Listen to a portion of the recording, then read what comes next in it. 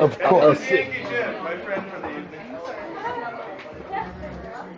Your family's up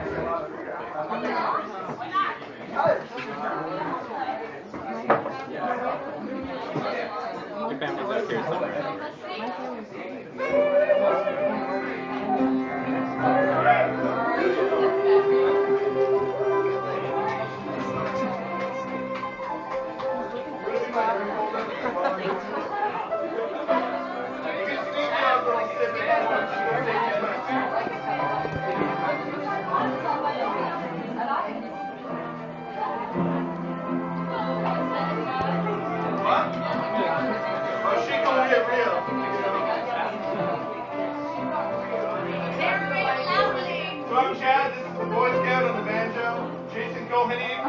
On the piano, Drew Ford on the djembe, Neil Reed playing the flute, the lovely and voluptuous Julia Felton,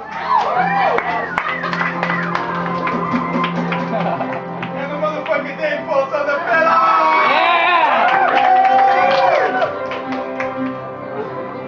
Alright. Once in a dream. That was like the best time to jump into it.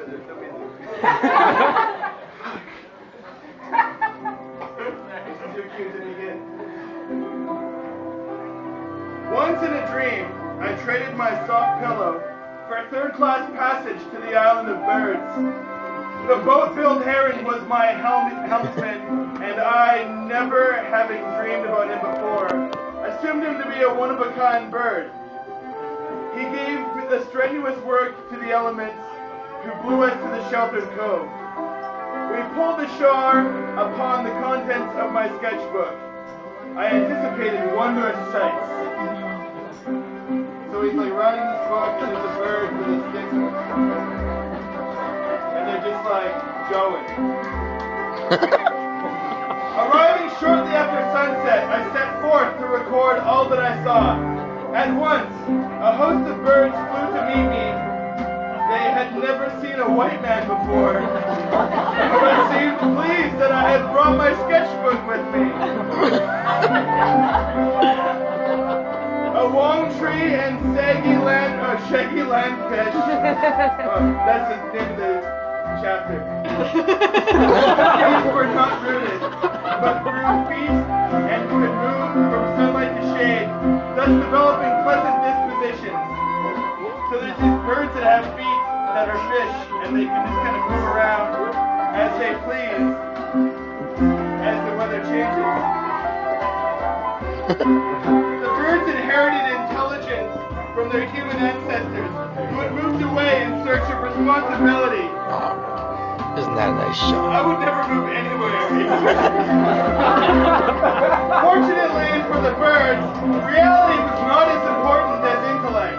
I saw a pair of birds working out an equation for life, but they drank the results.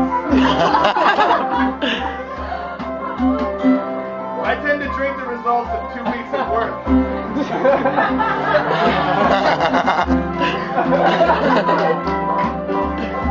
The Guardian was the only human islander, and he spoke with bird dialect perfectly, including Toucanese, which is the hardest.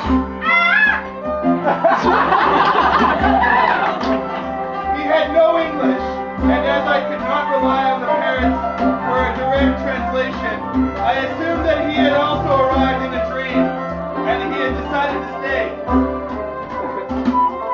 So that's like the boss of the island. That guy. With that amazing little... There's a map of the island. This book is incredible. I want to have kids right now if I can show them this. Hello. So this chapter is called Morpheus and the Human. I could tell by looking in his eyes that the Guardian had spent many quiet moments with the animals. What a perfect world, where the sole purpose of its humans was to see the needs of the timid creatures, to keep them happy and to comfort them. Morpheus the lion and the human's best friend. Morpheus the lion was the human's best friend, but he loved the birds too. They sang so beautifully, Scorpius could not bear to eat them. Whoa, hang on a minute.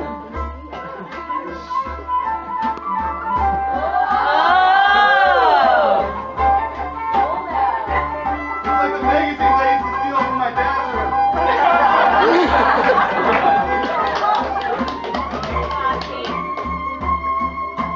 The birds devised many clever weapons to ward off scary thoughts. These were carried with them wherever they were in danger of an attack by negative attitudes. Bad thoughts came to the birds in the form of a hurricane who could blow away happiness in a single breath. And there's this amazing drawing of the hurricane blowing away happy thoughts with a single breath.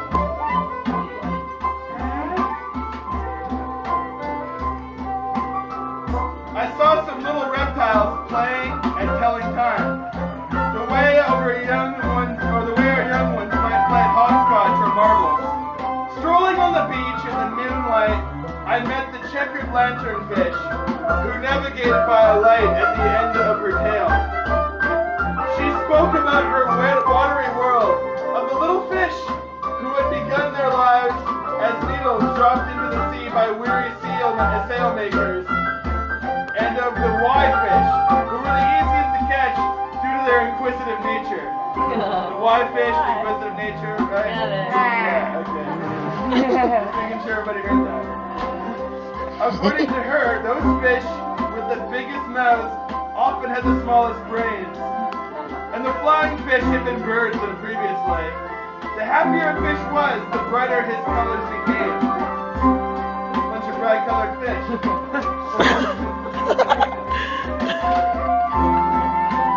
I love this book. The birds, having taken me completely in their trust, led me to their sanctuary of wisdom. Written in their book of worship were the words art, makes, and life. This was the credence by which all tree and animals live, they told me. So I sat and sketched the way I felt life should become. Art makes life, and dreams affect your destiny. An old parrot posed for me in his wig and glasses. He was the island scribe, who wrote on leaves the names of newly hatched chicks. Then he pinned the names to the tree of life. He taught the birds how to tell the time and how to know when it would run out so they could appreciate life better. Time flew past and I watched helplessly. So there's this picture of a parrot scribe wearing a wig. And he's pretty adorable. As the early morning light crept towards the sky, my dream time came to an end. The animals saw me off at the inlet of awakening, and my thoughts, which were as light as the wind, carried me home. Follow your dreams. We protect the gentle creatures against the perils of mankind.